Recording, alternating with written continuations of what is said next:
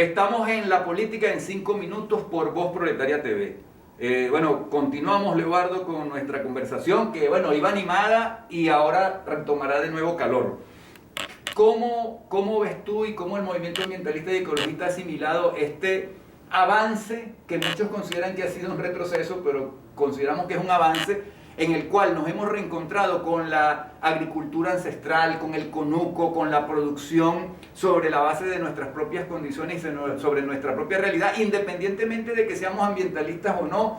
Es una realidad que nosotros tenemos que asumir. ¿Cómo el movimiento ambientalista asimila esta nueva realidad? Sí, hay una cosa que es historia. La humanidad completa comienza con la agricultura como modelo civilizatorio hace 10.000 años. Y cuando llega a los 200 años, antes de este presente, comienza la etapa industrial. Pero fue hace apenas 60 años que comienza la agricultura realmente, digamos, agrícola convencional, que nosotros conocemos como la agricultura de la Revolución Verde. Esta agricultura que era la de los químicos, la de los venenos, la agricultura de las máquinas, esa agricultura prácticamente lo que tiene son 60 años. O sea que 9.900 y pico de años. Trabajamos con una agricultura completamente, digamos, porque diferente. realmente no existía el capitalismo. Y no era una agricultura para tratar de aprovechar de una plusvalía de unos obreros, sino que era con el objeto de satisfacer la necesidad de la incluso población. hace 200 años, todavía no había comenzado la agricultura, sino hace 60 años. O sea, tienen muy poco tiempo. Por lo tanto, podemos nosotros hacer los cambios fundamentales ahora, porque en este instante hay toda una concepción de formación, de metodología, sobre todo de los pueblos originarios, de la gente, que tiene la capacidad de respuesta al problema de la ¿Y el conuco cómo entra ahí? Porque podemos decir que en Venezuela, que es común a muchos otros países, pero aquí tenemos una estructura que se ha llamado conuco. Sí. ¿Cómo entra allí el conuco? Mira, yo tengo años cultivando de forma biológica. Y yo no cultivo con un solo cultivo nada más en extensiones, sino que cultivo con puros cultivos que se asocian y hacen simbiosis entre ellos. ¿Qué es el conuco? Un cultivo simbiótico.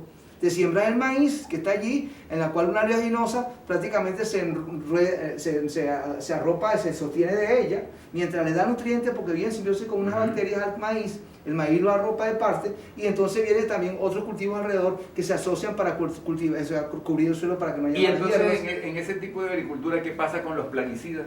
No son necesarios, porque no existe prácticamente una hierba que crezca, porque llegó ya la uyama y creció alrededor de todo eso y no dejó que creciera la hierba.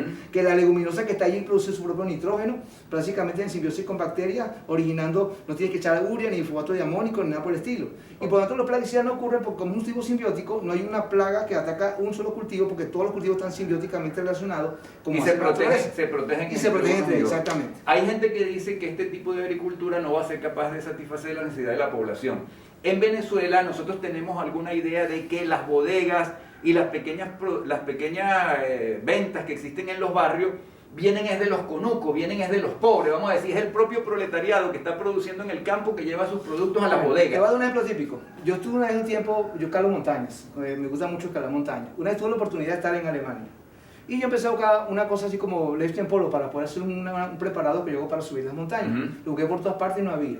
Empecé a preguntar a todo el mundo y no había. Entonces me dijeron a mí, no, es que hay mucha leche fresca. Cuando vi las estadísticas, Alemania produce 20% más de la leche que produce para su consumo, que son 100 millones de personas.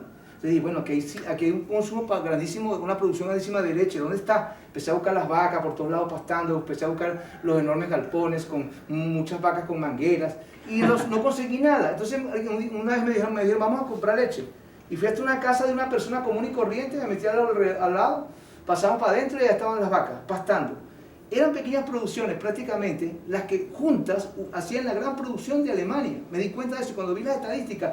Precisamente me di cuenta que la producción era producto de la producción pequeña. Que la mayoría de la producción era de los pequeños productores y no de los grandes. Exactamente, pero unida hace una gran producción. Claro. Incluso en las ciudades, te advierto. Ciudades como München, ahí estaban las vacas. Ahora, eso nos indica que la pelea que se dio en el pasado contra los organofosforados y organoclorados y contra todas esas cosas, hoy no se da esa pelea. No, ¿para qué si no podemos traerlo? Porque está muy caro.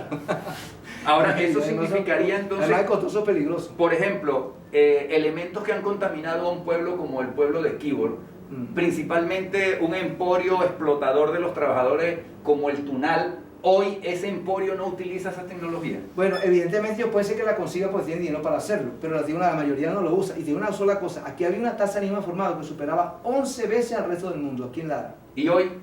Bueno, por supuesto que ya no, porque no hay casi organoclorado, no hay fosforado, no hay calamato, no hay piretroide. En algunos momentos nos ha tocado ir a otros países y hablar cómo en Venezuela hemos pasado a ser un país con una gran parte de la población vegetariana, pero no porque hemos optado porque queremos ser vegetarianos, sino por la realidad. Desde el punto de vista de la salud, ¿tú crees que hemos tenido, esa nueva nutrición ha tenido un impacto positivo en la población? Por supuesto, porque estamos consumiendo alimentos que no son industrializados por su costo, estamos consumiendo hortalizas, fruta, oleaginosa, como el caso de la caraota, el quinchoncho, hasta el frijol bayo, que antes era forrajero, hoy se está consumiendo. De tal manera que sí hemos hecho un cambio importante de la alimentación que nos favorece la salud. Los 5 minutos han sido muy cortos, les prometemos que en otro momento seguiremos. Esto fue La Política en 5 minutos.